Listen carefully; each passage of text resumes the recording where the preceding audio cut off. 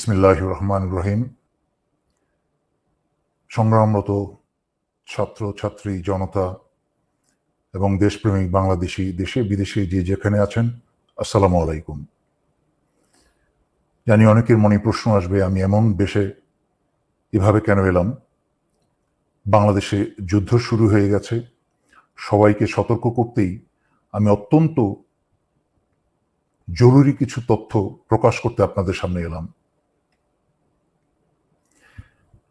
2009 সালে BDR officer হত্যা, সেনা অফিসার হত্যার আগে যেরকম চিঠি বিতরণ হয়েছিল, ঠিক আবার সেই চিঠি বিতরণ শুরু হয়ে গেছে। বিডিআরের সেনা হত্যার আগে সেনা হত্যায় যারা যারা জড়িত ছিল তাদের মাঝখানে সোহেল তাজ অন্যতম। সেই সোহেল তাজ আবার নাটকীয়ভাবে বাংলাদেশে এখন হাজির। কোন দিকে যাচ্ছে? হঠাৎ করেই জামাত শিবিরকে চিঠি দিয়ে এই স্বৈরাচারী শেখ হাসিনা সরকার বাতিল করল। কোনোটাই কিন্তু বিচ্ছিন্ন ঘটনা নয়। সম্পূর্ণ বিচ্ছিন্ন ঘটনাকে একত্র করার দায়িত্ব আমরা কিছু লোক কাজ করে যাই। চিন্তা করে দেখুন, শুধু চিঠিটার সামান্য অংশ দেখাচ্ছি। চিঠিটা ইন্টারনেটে সব জায়গায় ছড়িয়ে বেড়াচ্ছে।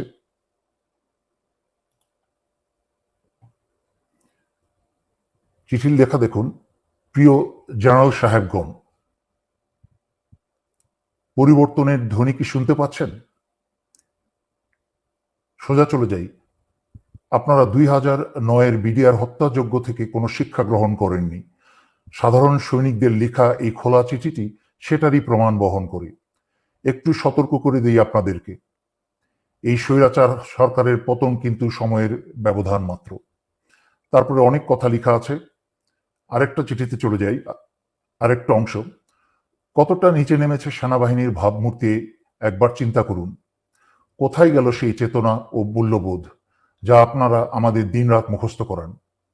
কোথায় গেল আপনাদের সেই চির উন্নতম শির? শির বলতে আর কিছু অবশিষ্ট রেখেছেন? উন্নত না অনুন্নত সে কথা তো পরে। দেশের প্রতিটা মানুষ আপনাদের তথা আমাদের আজকে শুধু ঘৃণা করে, শুধুই ঘৃণা। এখন দেখলাম পুলিশ, আর্মি আর র্যাবে কর্মরত সবার পরিবারের ঠিকানা সংগ্রহ করা হচ্ছে। ডেটাবেস তৈরি করা হচ্ছে যাতে তাদের পরিবারের উপর প্রতিশোধ নেওয়া যায়। স্যার, ব্যাপারটা একবার ভেবে দেখেছেন? আপনাদের আদেশে আমরা ছাত্র হত্যা করব আর ওরা আমাদের পরিবারে হাত দিবে। স্যার, শুনতে পাচ্ছেন?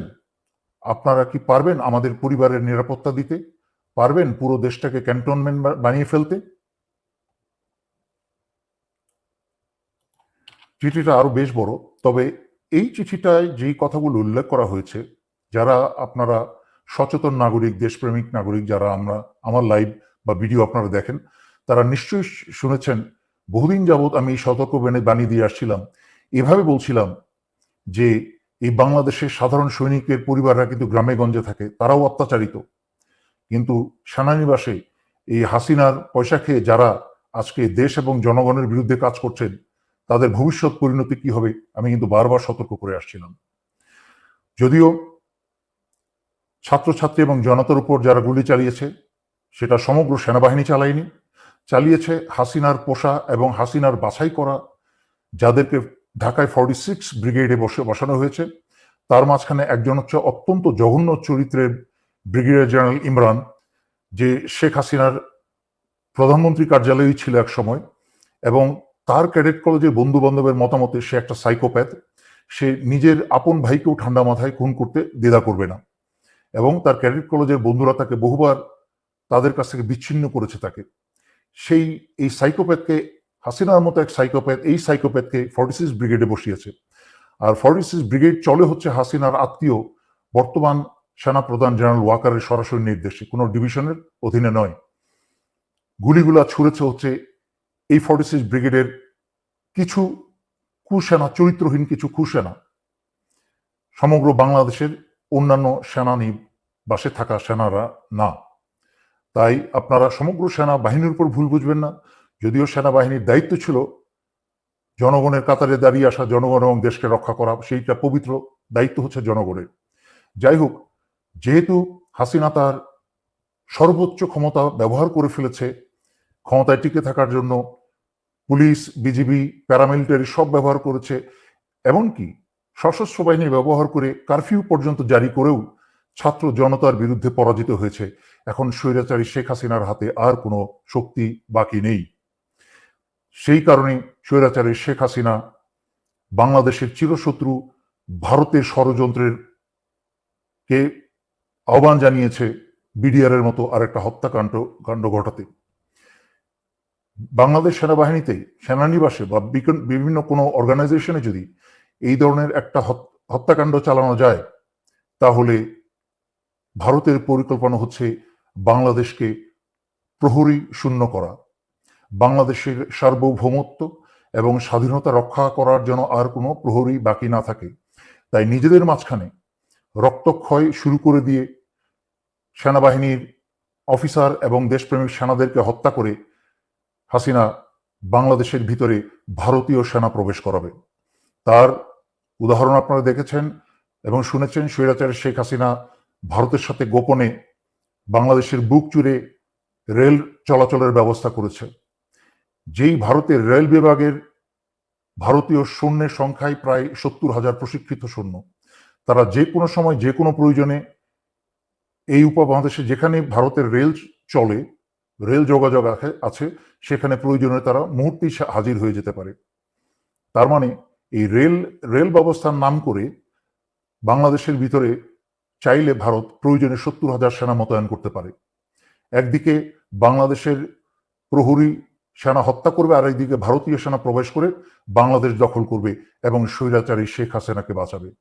আর তার দায় দায়িত্ব সম্পূর্ণ চাপাবে হচ্ছে জামাত শিবিরের উপরে, এবং স্বৈরাচারী শেখ হাসিনা বলবে যে এই কাজ করে শুরু করেছে বাংলাদেশ সেনাবাহিনীর ভেতরে থাকা জামাতের লোকজন বা শিবিরের লোকজন, যা স্বৈরাচারী শেখ হাসিনার চোরপুত্র জয়ের মুখে থেকে আমরা বেশ কয়েকবার শুনেছি যে সেনাবাহিনীর ভিতরে জামাত শিবির আছে। সুতরাং আমি সকল জনগণকে অনুরোধ করছি, আপনারা এই মুহূর্ত থেকে অত্যন্ত সচেতন হয়ে যান। কোথাও আপনারা একা থাকবেন না। কোথাও আপনাদেরকে বাসা বাড়িতে এলাকায় যদি পুলিশি হানা হয়, তাহলে আপনারা সারা এলাকার মানুষ ঘিরে ধরবেন এবং ছাত্রছাত্রী তোমরা সবার পকেটের মাঝখানে তোমরা মরিচের গুঁড়া রাখবে। কাছের থেকে এসে ছাত্রলীগ, পুলিশ যারাই তোমাদেরকে ধরে নিয়ে যেতে চাইবে, তাদের চোখে মুখে মরিচের গুঁড়া মেরে দাও। এটা হচ্ছে ন্যূনতম তোমাদের ডিফেন্স। তাছাড়াও হাতে যা পারো তোমরা রাখো সংঘবদ্ধভাবে। নাও আসছি সর্বোপরি সশস্ত্র বাহিনীর প্রতি। ইতিমধ্যে 57 জন ভাই হারিয়েছেন, তখন কোনো পদক্ষেপ নেন নাই ভাইদের বাঁচানো। দেশ ভারতের দখলে চলে গেছে এই স্বৈরাচারী হাসিনার কারণে। 15 বছর ধরে যাবৎ বাংলাদেশের সবকিছু, স্বাধীনতা, সার্বভৌমত্ব, এমনকি জনগণের জান মাল, বাংলাদেশের অর্থনীতি সবকিছু ভারতের হাতে তুলে দিয়েছে। আরো অপেক্ষা করবেন নিজের এবং নিজের স্ত্রী সন্তানের রক্ত দিয়ে? এখনো সময় আছে। আজকে রাত্রে ভোরের অপেক্ষা না থেকেই আপনারা অস্ত্র হাতে জরুরি অবস্থা জারি করে সারা বাংলাদেশের ক্ষমতাবার হাতে তুলে নিন এবং ছাত্র আন্দোলনরত ছাত্র জনতার সাথে কাঁধে কাঁধ মিলিয়ে বাংলাদেশ রক্ষায় দাঁড়িয়ে যান। আমি বাংলা সংগ্রামরত, আন্দোলনরত ছাত্র ছাত্রী জনতা এবং দেশপ্রেমিক সশস্ত্র বাহিনীর পক্ষ থেকেই স্বৈরাচারী শেখ হাসিনার সরকারকে বহিষ্কার ঘোষণা করছি। স্বৈরাচারী শেখ হাসিনা সরকার আজ থেকে বাংলাদেশে সম্পূর্ণ অকার্যকর ঘোষণা করা হলো এবং স্বৈরাচারী শেখ হাসিনার আওয়ামী লীগের যে কোনো সদস্যকে পেলে আপনারা গ্রেফতার করে জেলে সোপর্দ করুন। সশস্ত্র বাহিনী, দেশপ্রেমিক বিজিবি সকলের উদ্দেশ্যে আপনারা বিজিবির প্রতি সারা বাংলাদেশের সীমানা পাহারা দিন এবং সশস্ত্র বাহিনীর নিজ অন্যান্য দায়িত্বের পাশাপাশি দায়িত্ব সকল বিমানবন্দরগুলোকে দৃষ্টিতে আনুন এবং পাহারায় রাখুন, যেন আওয়ামী লীগের কেউ পালিয়ে যেতে না পারে। এবং সর্বোপরি এই কথা বলছি, ক্ষমতাভার গ্রহণ করার পরে বাংলাদেশের ভেতরে যেন ভারতের কোনো রয়ের সদস্য যেন এরা না থাকতে পারে, তা যা ব্যবস্থা করার করুন। বাংলাদেশের মাটির ভিতরে, বাংলাদেশের সীমানার মধ্যে যেন যেখানেই রয়ের সদস্য পাবেন, এদেরকে আপনারা খতম করে দিন। বাংলাদেশ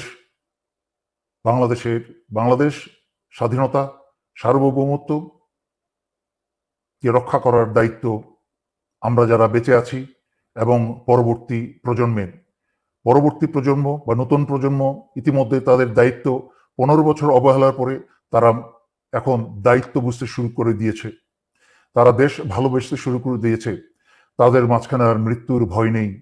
তাদের মাঝখানে যখন মৃত্যুর ভয় চলে গেছে, তখনই হয়েছে স্বৈরাচারী শেখ হাসিনার ক্ষয়। হাসিনাকে আর এক মুহূর্ত টিকতে দেওয়া যাবে না। যেখানেই পাবেন এদেরকে আপনারা গণধোলাই দিতে শুরু করেন।